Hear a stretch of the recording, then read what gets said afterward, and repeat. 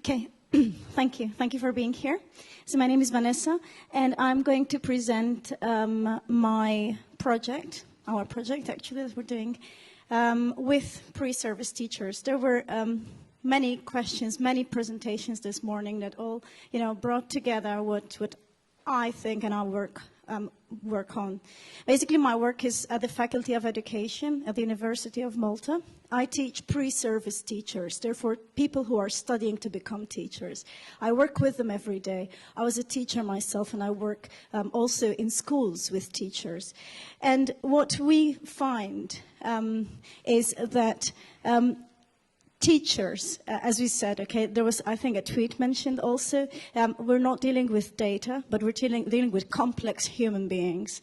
And, with all the complexities, there are many challenges. So, before I go on, this is a short outline of my talk that's going to take just a few minutes. But at this side, you are seeing the virtual world that I designed for my teachers, for my pre-service teachers. And all the notion was brought about and triggered because of my interest and also my experience in virtual worlds, 3D immersive spaces. I started getting interested in virtual worlds, started living inside Second Life in 2007. But for this experiment, I didn't use Second Life. I used another 3D immersive space designed by Avaya. And I also customized and designed the unit and the content that is adapted to the 3D space. So basically, the first thing is, well, what was our case? No, why? Why did we want to use this?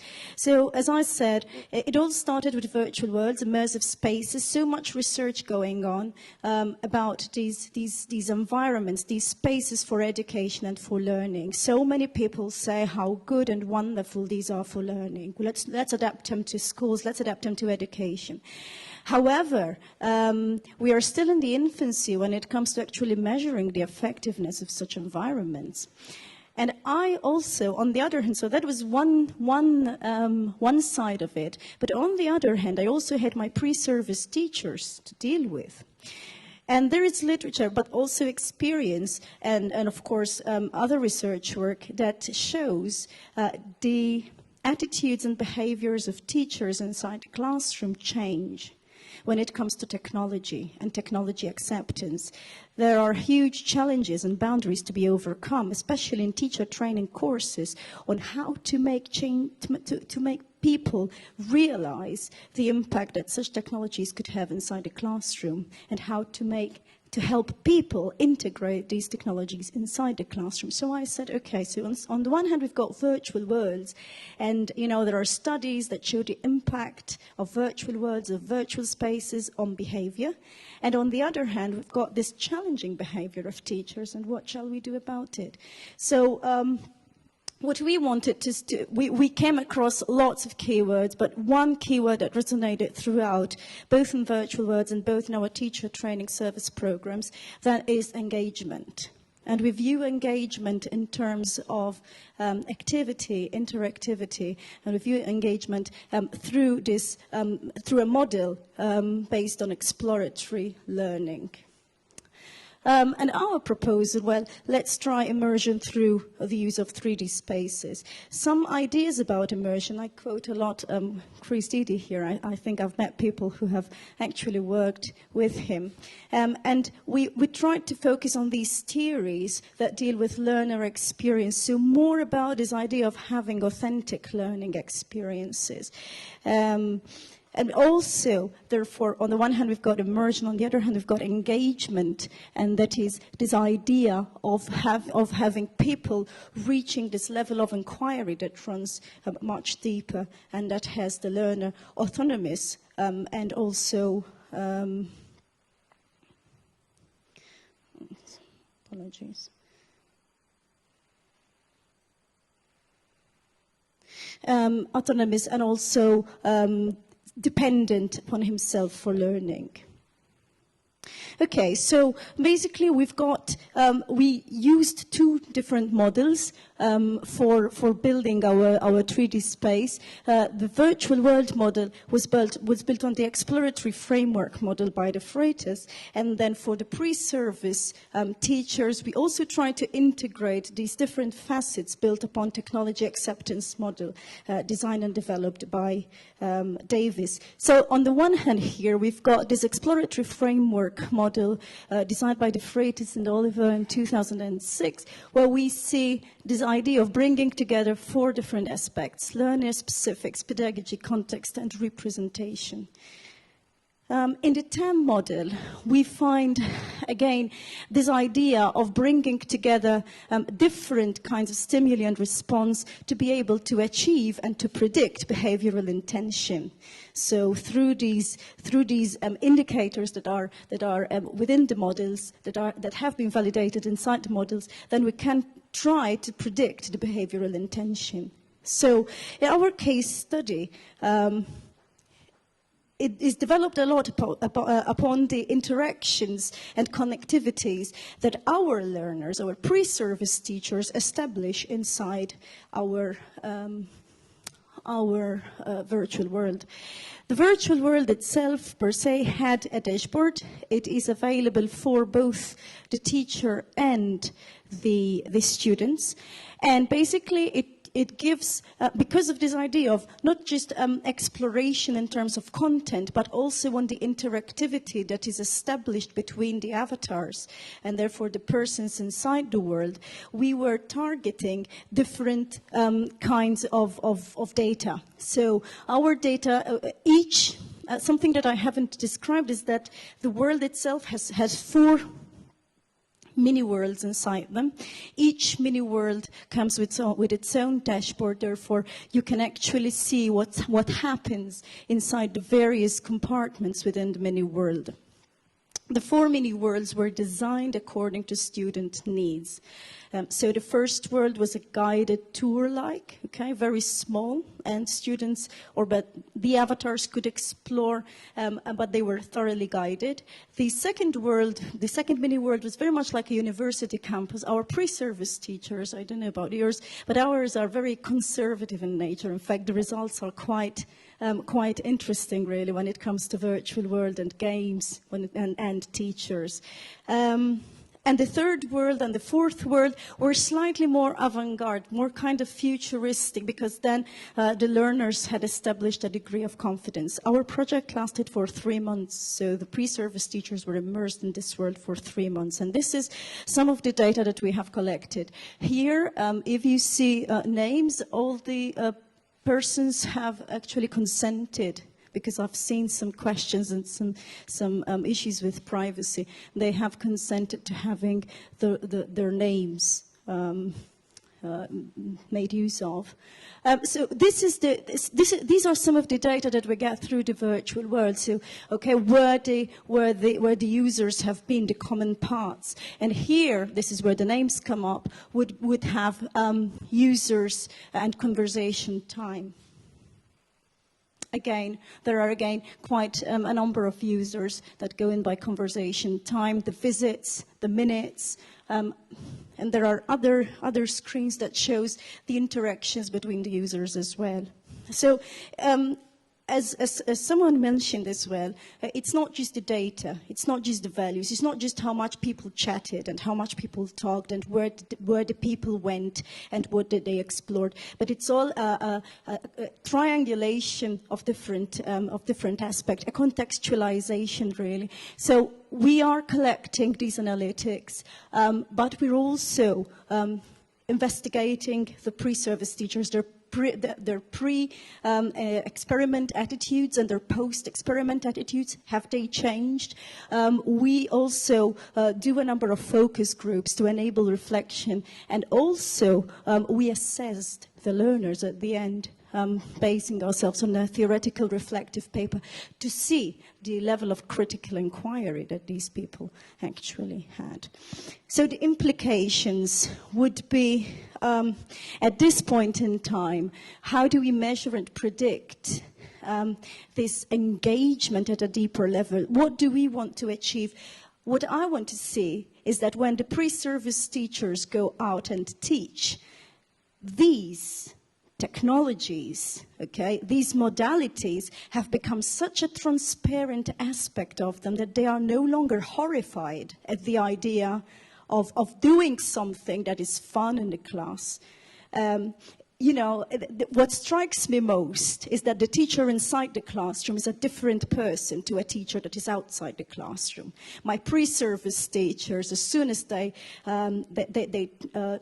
go out of school, they will start, you know, logging on Facebook. They've got a virtual identity, but within the school, they do not have the virtual identity. So it doesn't necessarily mean, and I'm not saying that technology is a panacea, that all the classrooms should be there, but it's this approach, this approach that we have also seen based on projects, based on community experience, based on social collaboration, where it is no longer the teacher who is a narrator here on stage and the people in front of him, the students are there just listening all the time. But it's a way of living, really. So this technology, the Web2, it's a way of living and learning, no? Where people are participative and they're active. This is what we want to show. So at this point in time, our questions are, how can we use data to monitor how the learner progresses inside the 3D space? And also, how can the 3D space adapt itself? So we are in the process of trying to integrate more AI inside the world in a way that the world offers agents that can also guide the students in their missions, in their tasks. Throughout the world, students, learners had to complete a series of tasks. But also, finally, how can we design a predictive model that would enable us to determine changes in real-world behavior? If this pre-service teacher, you know, taking this course for 3 months, can we really predict whether that teacher will change his or her attitudes inside the classroom? Okay, thank you very much. This is what my presentation was about. Thank you.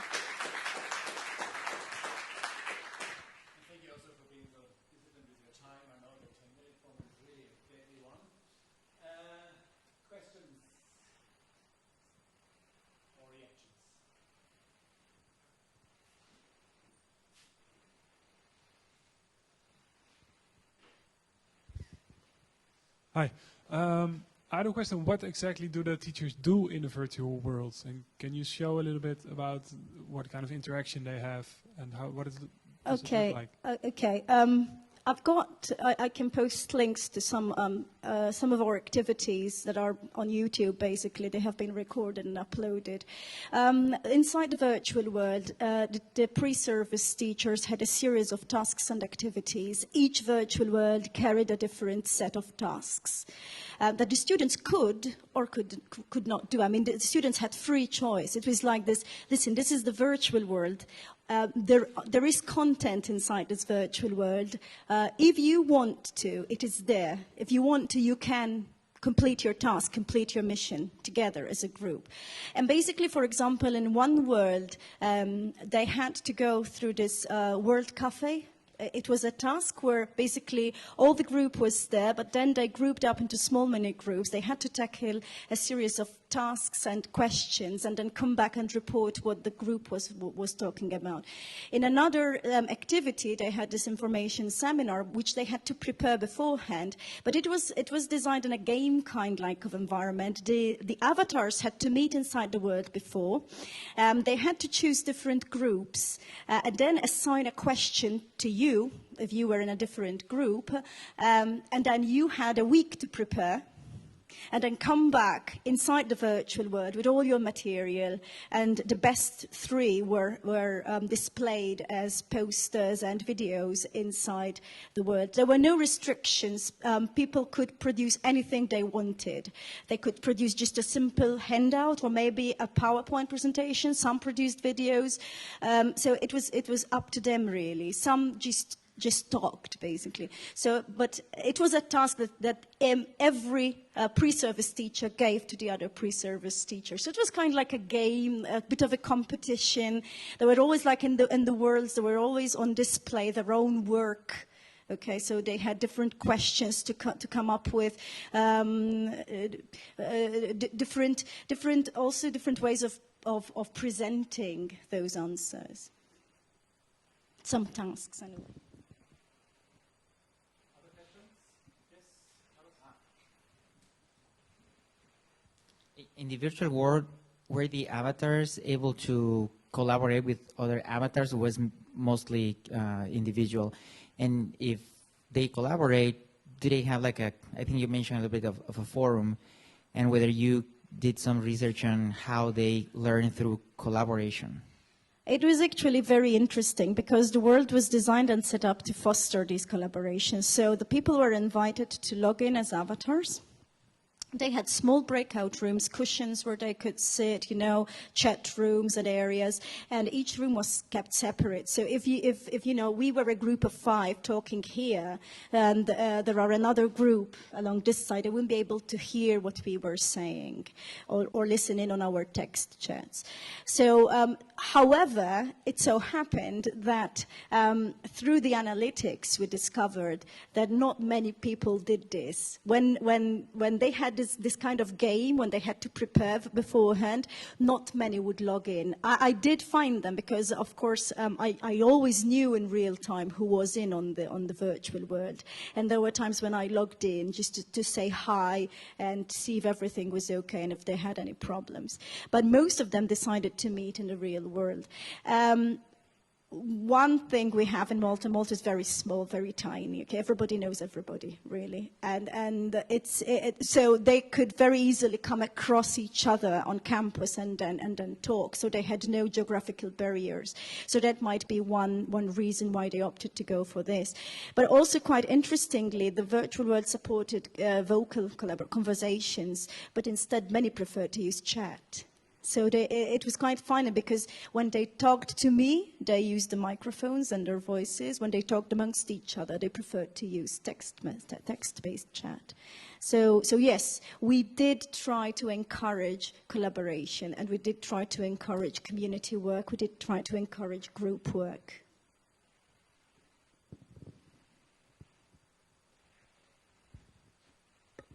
Hi, thanks. That was a really interesting presentation. And just kind of following on from the last question, do you think then there is something, an affordance about doing this kind of activity in a virtual world that is significant for teacher training than, say, doing it using just a discussion forum in a VLE?